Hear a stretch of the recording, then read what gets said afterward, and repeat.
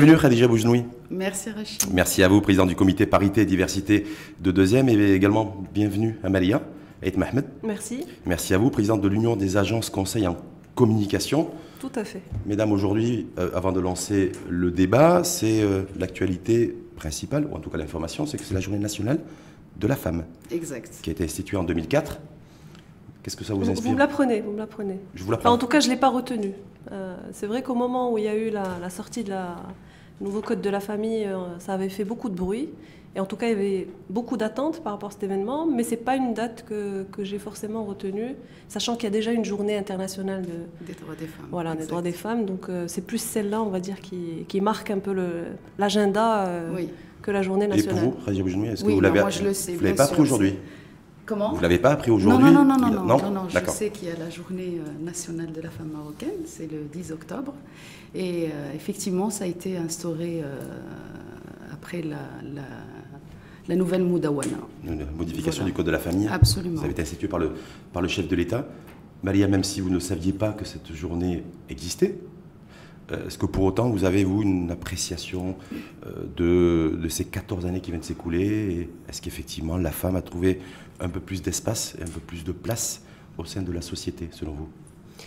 Honnêtement, ça serait difficile de répondre par la négative. Je pense que chacun de nous a ressenti l'évolution. La femme est de plus en plus présente sur la scène professionnelle, sur la scène des revendications, c'est-à-dire qu'elle a quand même pris beaucoup d'espace et beaucoup de liberté. On le ressent, ça serait difficile de le nier. Maintenant, il y a encore beaucoup à faire et je pense que c'est le rôle aussi de ce genre de journée, même si moi je pense que tous les jours doivent fêter la femme.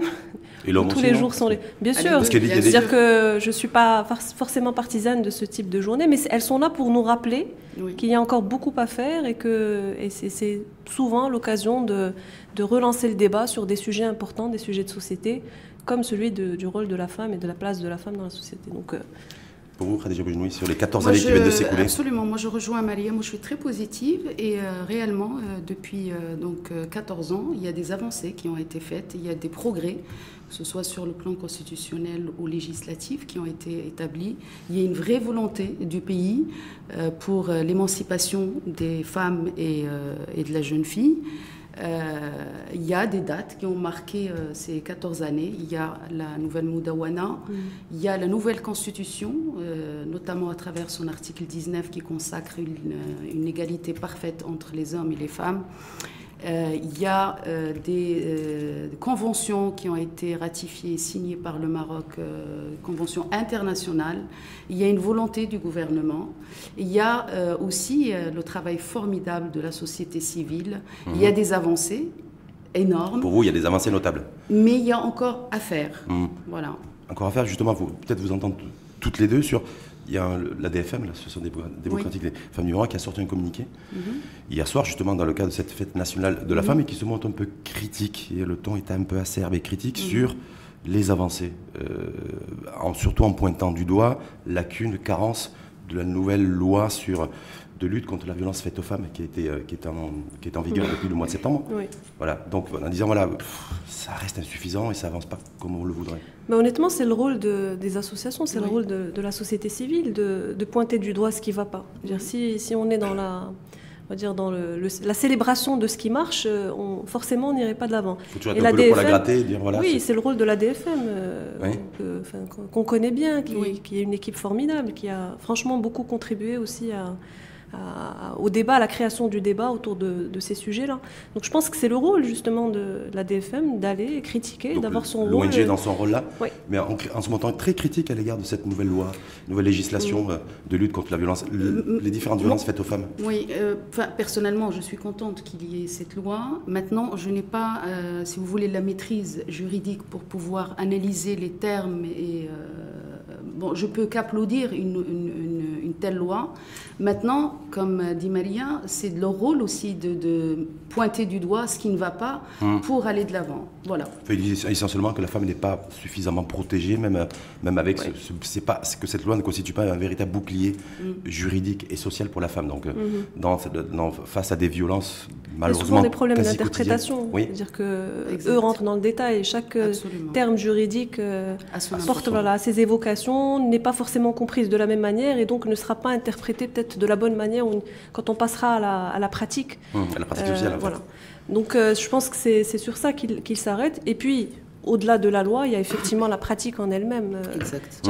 Entre la loi et l'application, souvent, il y a des gaps il faut énormes. Laisser, des fois aussi un peu laisser le temps au temps. Mais sur la question, je crois que d'ailleurs c'est Khadija Boujnoui qui en parlait, sur la notion d'égalité en fait.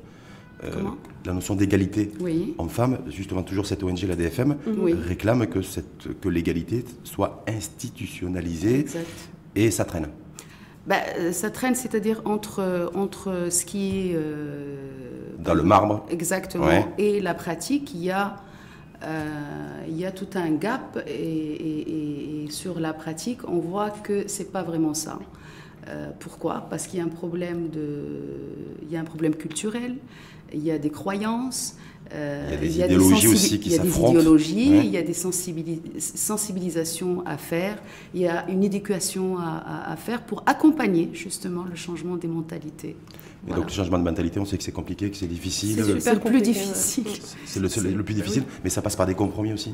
Parce que des fois, l'occulte, on a l'impression qu'il y a des mouvements féministes qui campent sur des positions dogmatiques, un peu réactionnaires, et ça fait pas forcément avancer le débat quand on veut absolument, alors qu'il y a peut-être honnêtement, je pense que tout fait avancer. C'est-à-dire que là encore, on a des modérés, on a des personnes un peu plus catégoriques dans leur prise de position, et je pense que le simple fait de créer ce débat et que chacun puisse apporter sa contribution, donner son avis, réagir en tout cas, parce que ce n'était pas le cas. Il y a peut-être 20 ans, on n'avait pas cette liberté-là de réagir et de prendre position. Il n'y avait pas de débat ouvert sur la place de la femme. C'était difficile d'avoir des débats ouverts. Sur l'égalité. Enfin, il y en a toujours eu. Je pense que la femme a très tôt revendiqué Mais de façon si libre, je ne pense pas. En tout cas, pas de mémoire de femme, la mienne. Je n'ai pas souvenir qu'on puisse, à l'époque, aborder des sujets avec autant de liberté et dire comme on le pense. Aujourd'hui, quand même, le débat est ouvert, la scène est libre, chacun peut s'exprimer. Certains de manière très catégorique, d'autres de façon beaucoup plus modérée. Et honnêtement, chacun en fonction de sa conviction. Mais ce qui est sûr, c'est que ça fait avancer les choses. En tout cas, ça passe par le débat. Oui, elle dit quelque chose de très important, c'est le débat. En fait, c'est ouvrir le débat sur des sujets comme ça, et c'est ça qui fait avancer les choses, tout simplement. Le débat libre, responsable, étayé, argumenté, c'est ça que voilà.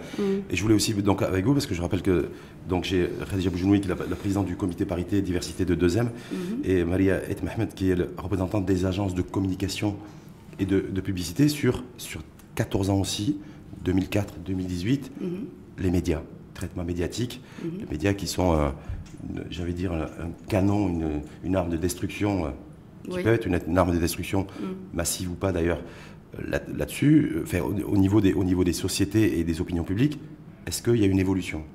Est-ce que le traitement, vous disiez, il n'y avait pas autant de liberté dans le débat, il y a peut-être 10, 15, 20 ans, est-ce que durant ces 14 dernières années, le débat était beaucoup plus ouvert, les médias ont été beaucoup plus responsables, selon vous, sur cette question-là, Dalia ? Je pense que les médias sont le reflet de la société. Donc, une société qui se libère, forcément, on va retrouver justement cette liberté-là, y compris au niveau des médias. Et je dirais même que parfois, les médias jouent le rôle de moteur. C'est-à-dire qu'ils sont le porte...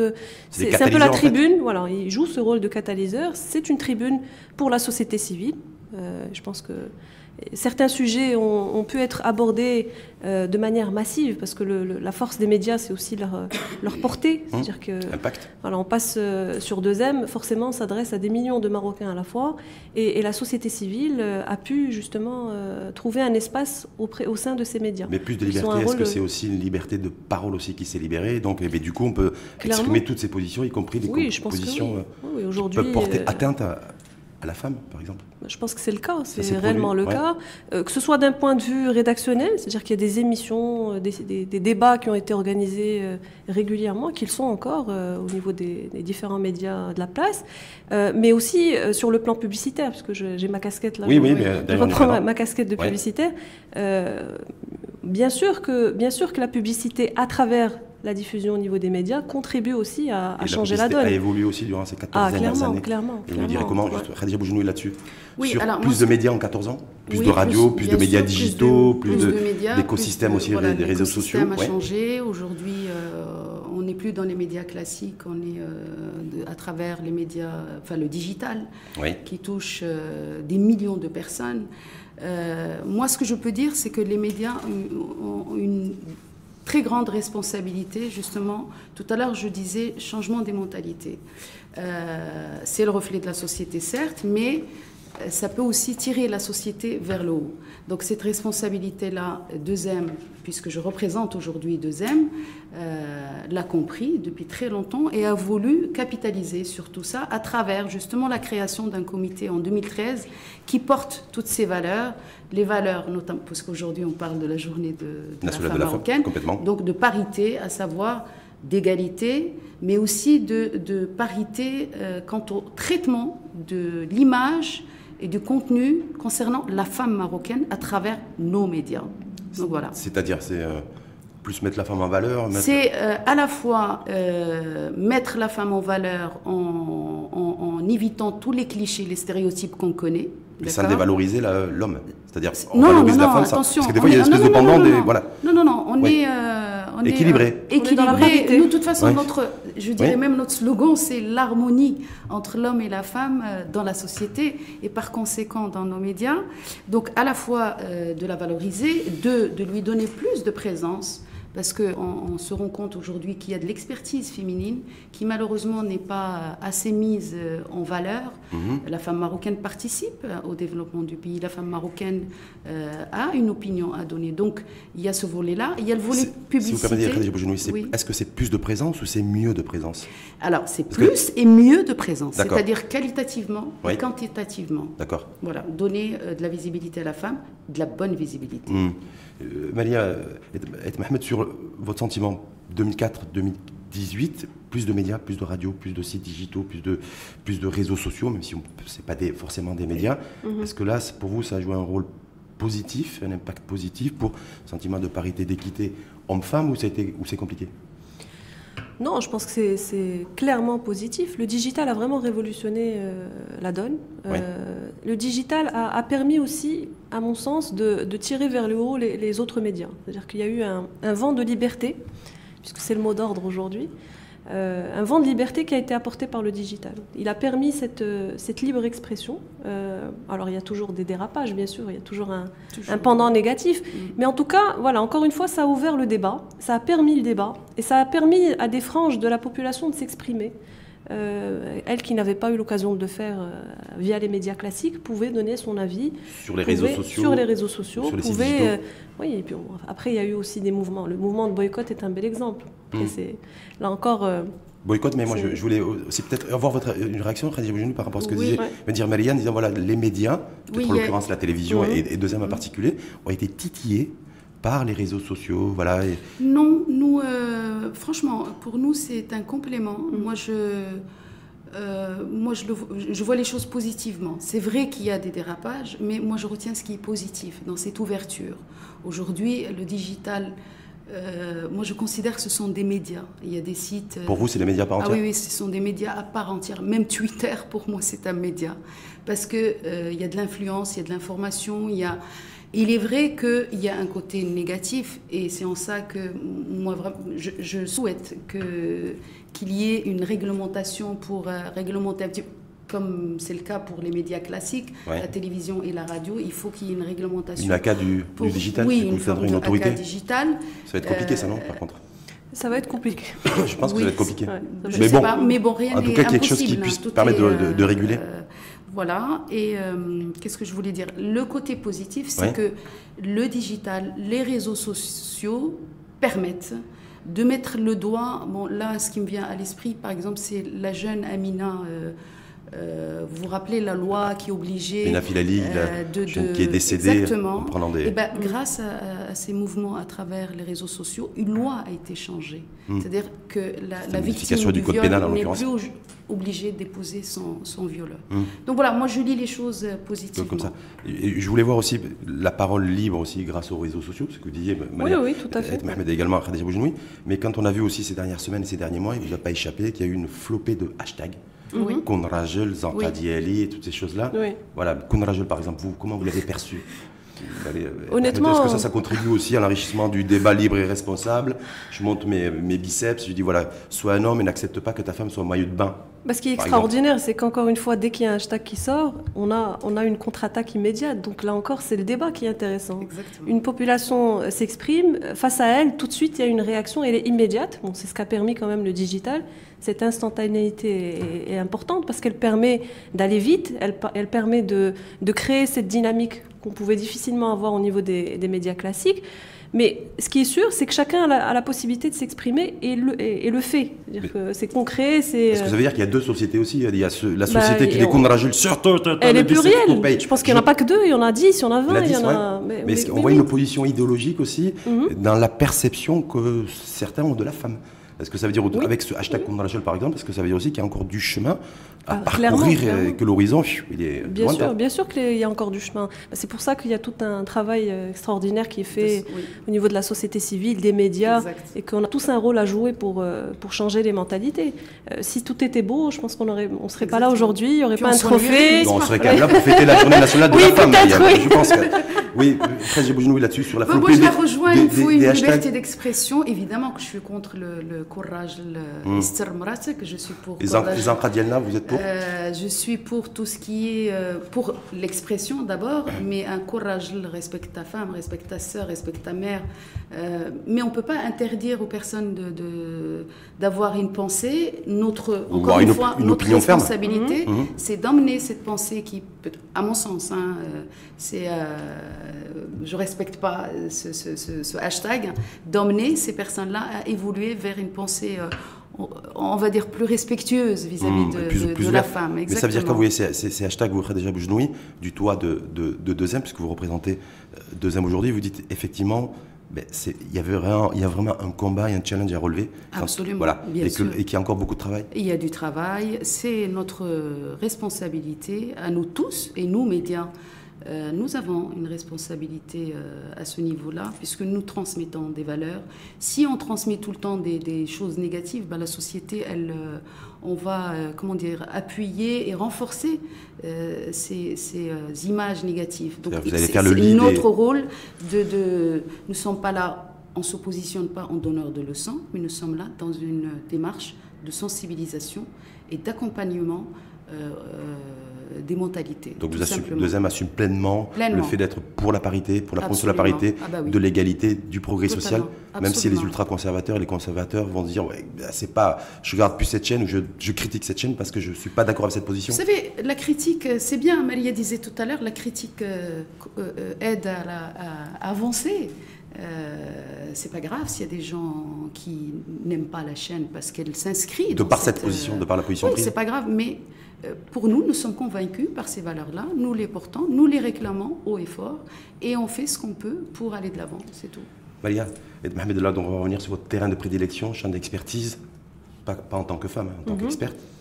Oui, avec plaisir. On va de côté là, le statut femme pour l'occasion, les agences de communication, conseil en communication, qui est en relation directe ou indirecte en tout cas avec le monde audiovisuel, le monde de la télé, parce que vous confectionnez aussi des spots publicitaires, de la création, de l'innovation, et qui ensuite sont diffusés, voilà, c'est un circuit court au niveau des télévisions. Sur ces 14 dernières années, l'annonceur, son comportement social, vision un petit peu là-dessus, est-ce que ça, le curseur a bougé, ou il veut toujours, pour vendre du détergent, avoir une ménagère, pour la faire court, sans être dans le... Écoutez, honnêtement, là encore, c'est difficile les généralités ne fonctionnent pas. La société est plurielle, c'est ce que je vous disais, on est tous différents, et donc forcément, les annonceurs le sont, et les marques qu'ils portent ont des positions différentes. Ce qui est sûr, c'est que l'évolution est positive. Et là encore, je pense que le digital a joué un rôle énorme. Moi, je peux vous dire que depuis 4 ans, entre ce qui se faisait il y a 4 ans et ce qui se fait aujourd'hui. Et la manière dont c'est fait, on a senti une petite révolution qui s'est faite très naturellement. Dans la matrice de l'annonceur, c'est ce que vous dites? Oui, tout à fait. C'est-à-dire quelle prise de conscience? La prise de conscience, déjà la possibilité de faire différemment. Le digital, avec cette liberté aussi. qu'il a apportée, a fait que on s'est dit, tiens, finalement, je peux communiquer de cette manière. Finalement, il y a des gens qui sont prêts à recevoir ce type de message. C'est-à-dire que le fait que les gens puissent s'exprimer, parce qu'on ne le savait pas, auparavant, les gens pensaient tout bas, mais n'avaient pas forcément la possibilité de s'exprimer. Ces débats-là qui se sont créés avec des protagonistes et des... Donc, et en fait, les hashtags Koudragel et tout ça, ça aide. Mais bien sûr que ça aide. Ça aide, parce que, encore une fois, ça crée le débat, et certaines marques, d'ailleurs, se positionnent, capitalisent sur l'actualité pour aller sortir un spot. Il y a des petits clins d'œil à ce type de hashtag ou de débat de société qui se crée dans le digital. Donc voilà, ça crée des opportunités de prise de parole. On a envie aussi de donner notre avis en tant que marque, en tant qu'annonceur, en tant qu'agence. Et donc forcément, ça a nourri cette envie de faire différemment. Donc ça, vous avez noté ça depuis... sortir du moule. Clairement. Senti ça depuis 4 ans. On dit depuis 3-4 ans, il y a une vraie révolution en marche. En tout cas, dans la publicité, dans la manière dont les marques ont envie de se positionner. Il y a une dimension sociale qui est prise en considération par les annonceurs et par les marques. Ça, c'est indéniable. Une place donnée Absolument. Au social, à la dimension sociétale dans la promotion d'un produit, dans le branding du produit, exact. en fait. Exact. Et ça veut dire quoi? Ça veut dire que vous, en bout de ligne, si je puis dire, au niveau de la télévision, est-ce que déjà, je ne sais pas s'il y a déjà des spots publicitaires qui ont été interdits de diffusion par la chaîne depuis 2014 et la mise en place de la charte? Est-ce que vous avez, senti ce que dit Maria et Mohamed sur l'évolution aujourd'hui? Effectivement, vous n'avez plus à passer au scanner des spots publicitaires parce qu'effectivement, déjà, c'est pas le rôle de pas le rôle, mais en fait, attention, il faut clarifier le scanner, c'est vous qui le faites? Non, le scanner, c'est la AK, c'est pas. C'est la AK, le scanner. Donc c'est-à-dire que nous, on a un rôle. Alors il y a peut-être une chaîne de valeur à clarifier, effectivement. En fin de chaîne, il y a le média qui diffuse et qui a son rôle à jouer parce qu'il peut sensibiliser. Encore une fois, il peut donner son avis, il peut même intervenir. Aussi de refuser, c'est plus compliqué. C'est arrivé une fois. C'est plus compliqué. Parce que c'était. Nous avons estimé que c'était. Ça portait atteinte. C'était dégradant, donc nous l'avons refusé, sachant que nous, deuxième, on vit de la publicité. Donc c'est un détail. C'est compliqué. Voilà. C'est quand même il y a un business en jeu. Elle a raison parce qu'il y a une chaîne de valeur. Il y a l'annonceur, il y a l'agence Créa. Il y a l'agence média, il y a la régie publicitaire, et en bout de chaîne, il y a 2M qui est diffuseur du spot publicitaire. Et la AK qui régule tout ça. Voilà. Mais moi, je voulais juste, quand vous dites ça fait 4 ans que l'annonceur sent que ça a bougé un petit peu dans sa tête, ça veut dire que vous avez pu, qu'est-ce que vous utilisez comme argumentaire aujourd'hui? Parce que du coup, maintenant, comme il a imprimé un certain nombre de choses, les enjeux sociétaux aussi, me semble-t-il, parce que dans la dimension sociale, il y a l'enjeu sociétal, c'est-à-dire quel type d'argumentaire aujourd'hui et ça se traduit comment en termes de conception de spot publicitaire? Il faut aussi peut-être se mettre en position un peu méta et voir ce qui se passe aussi à l'international. Il y a un vrai mouvement, effectivement, au Maroc et le digital y a largement contribué. Mais il y a aussi des tendances à l'international qui clairement montrent bien que les marques sont de plus en plus engagées, participent aux débats sociaux, gagnent à le faire. Et quand je parle de gagner, je parle de business. C'est-à-dire que voilà, aujourd'hui, on a de vrais arguments pour dire que les marques qui s'engagent pour une cause, qui défendent des valeurs, qui parlent à ses consommateurs, a tout à gagner à le faire en termes de business. Ce que tu es en train de dire, Maria, c'est qu'une marque qui s'engage pleinement dans la promotion, par exemple, de la parité ou de l'égalité homme-femme, il gagne au niveau du tiroir caisse. Clairement, il y a ça, de beaux exemples. Chiffres à l'appui. Chiffres à l'appui. Chiffres, d'ailleurs, aujourd'hui, il y a des statistiques qui sont développées, qui sont disponibles à l'international, ce qui n'était pas le cas avant. Il y a des associations qui se mobilisent justement pour créer des espèces d'observatoires qui diffusent, on va dire, qui vont prêcher la bonne parole avec les bons arguments et les bonnes statistiques. Et il y a des marques comme, je peux citer des exemples, si vous voulez. Dove, des grandes marques la plateforme Dove est très connue, de Real Beauty. Dove a doublé son chiffre d'affaires grâce à cette plateforme. C'est l'effet MeToo, c'est toute la pression et tout ce qu'on a pu voir ces derniers mois et ces dernières semaines aussi sur la scène internationale, des personnalités accusées d'agression. Voilà. Oui, est-ce que ça a aussi contribué à ce... Clairement, ça crée le débat, encore une fois. Ça révolutionne, ça vient secouer le cocotier. On se dit, tiens, finalement, les choses sont en train de changer, je peux m'exprimer, Je peux faire différemment, parce que souvent, le plus difficile, c'est de sortir des sentiers battus. On a l'impression, vous parliez de la ménagère, on a l'impression que si on ne fait pas un spot de telle et telle manière et qu'on ne s'adresse pas à cette personne de telle ça va pas marcher. Ça ne marchera pas. Donc mon business est impacté. Or, aujourd'hui, il y a justement de bons exemples qui démontrent que le business peut se porter encore mieux si on fait les choses différemment, qu'on s'engage, qu'on porte des valeurs qui parlent à la société. Aujourd'hui, c'est le cas. Donc ça veut dire Khadija Boujnoui, ça veut dire que c'est une tendance lourde qui réjouit Khadija Boujnoui. Clairement. Parce que voilà, nous on vit essentiellement de la publicité à deuxième, je crois que c'est à peu près un peu plus de 90%.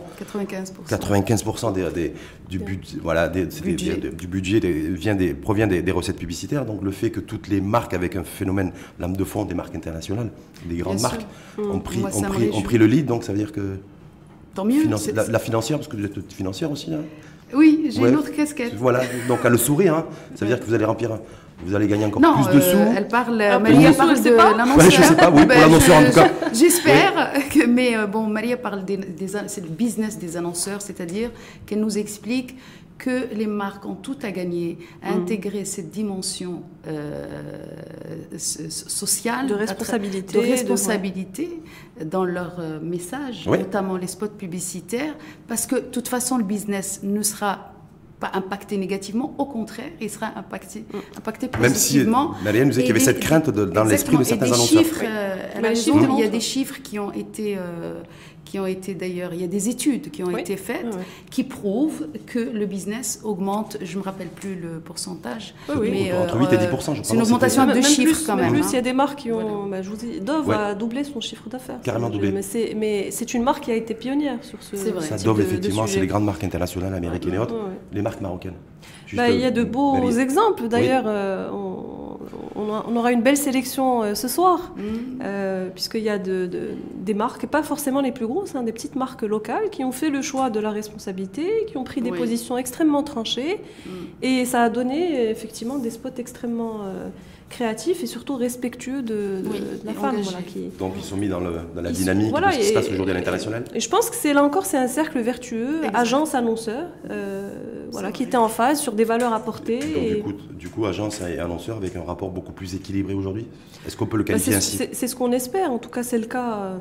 Malheureusement, pas toujours le cas, clairement. Sinon, ça serait trop beau. Mais il y a de beaux exemples de success stories avec un vrai travail collaboratif agence-annonceur qui ont donné lieu à de très belles campagnes publicitaires. Confiante en l'avenir, dans la relation agence et achat. Toujours. Vous êtes optimiste de nature, c'est pour ça? Oui, tout à fait. Donc c'est justement, on va glisser sur l'événement, parce que Marie en parlait, l'événement de ce soir, c'est la première édition du trophée Tilila. Tilila. Oui. Tilila qui veut dire Tilila, c'est un nom amazigh qui veut dire liberté. La liberté de la femme, la liberté de produire des spots publicitaires sans clichés, sans stéréotypes. La liberté tout court. Donc c'est l'idée de deuxième en partenariat avec entre autres les agences de l'UACC, le GAM aussi, des annonceurs du Maroc et le groupe Ecomédia. Le groupe Ecomédia. Ça fait partie en fait des actions que mène Deuxième dans un cadre de sensibilisation, une démarche positive. Donc les spots publicitaires font partie du contenu de Deuxième puisque Deuxième diffuse les spots publicitaires. Donc nous avons voulu organiser ce trophée. Elle a raison, Maria, quand elle parle de débat, c'est pour ouvrir le débat, pour sensibiliser les annonceurs et les agences. Parce que provoquer aussi un peu? Non, franchement, non. Mais provoquer, je veux dire. Provoquer, non. Peut-être provoquer positivement, oui, on peut de la provoque positive. C'est vraiment parce que énormément de choses se font inconsciemment.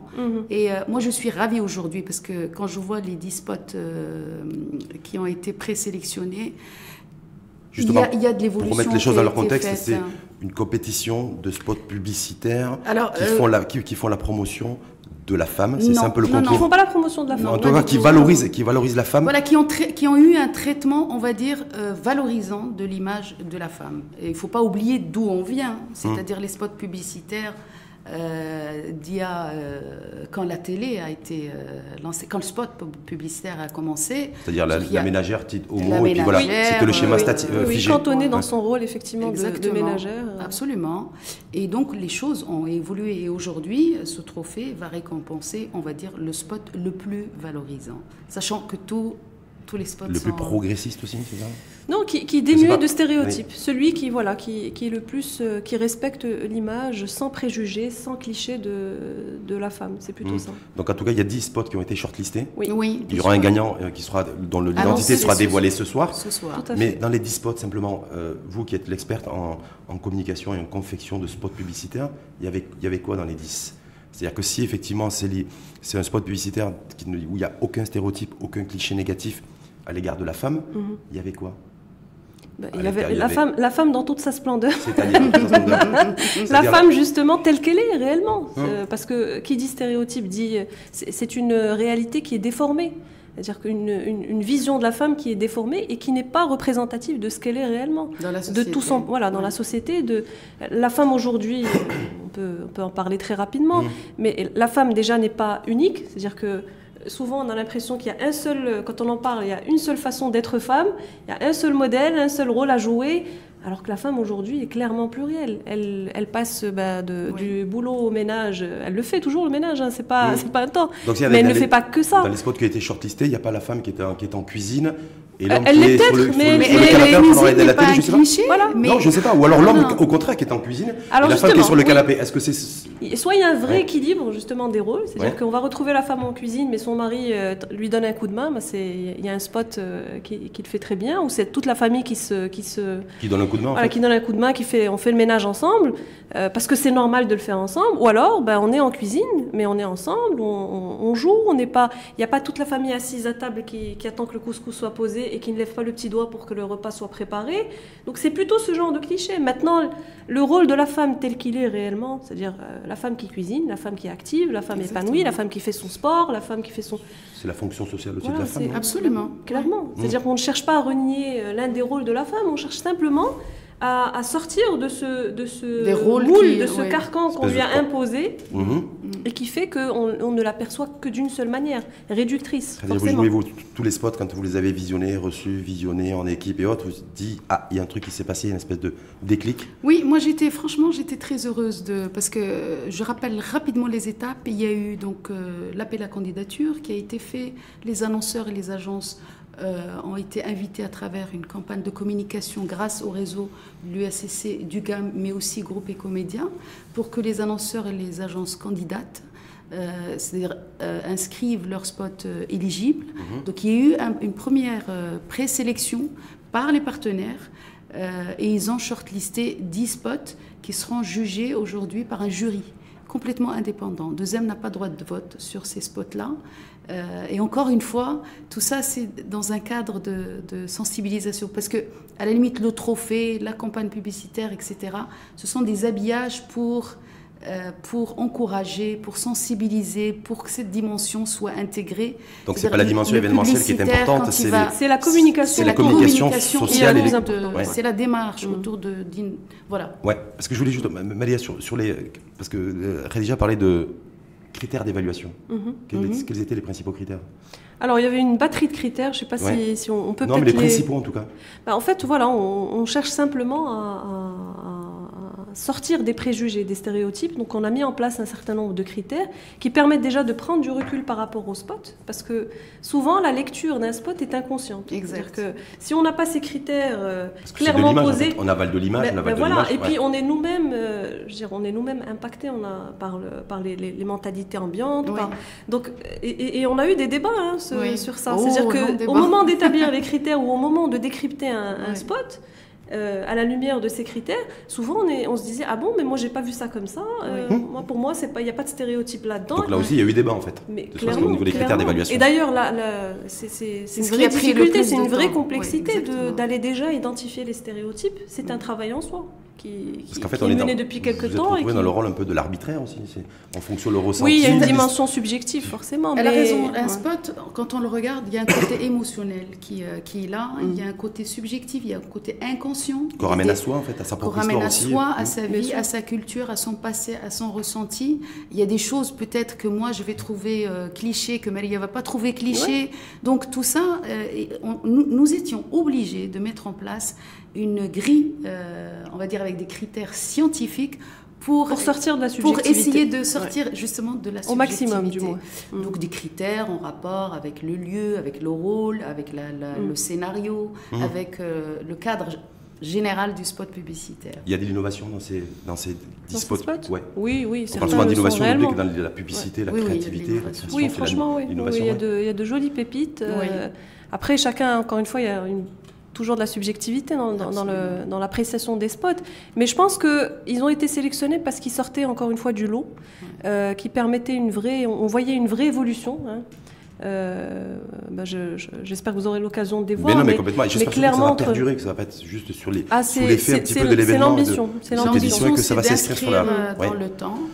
Et encore une fois, c'est-à-dire le publicitaire, quand il va se pencher pour faire son spot publicitaire, il aura ce déclic. Ce déclic de dire, et si j'adopte une approche différente donner envie de changer la donne. Juste la question, peut-être un peu embêtante pour la gratter, j'en sais rien, en fait, vous me direz, la langue employée, parce que c'est comme moi, le Darija, manuel scolaire, on est toute une polémique il y a quelques temps. La langue qui a été employée pour ces spots publicitaires qui ont été shortlistés. Il y avait de tout. Hein. De tout. Il y avait de tout. Et c'était pas un critère de... Il y avait du berbère, il y avait du français. Il n'y avait pas de berbère.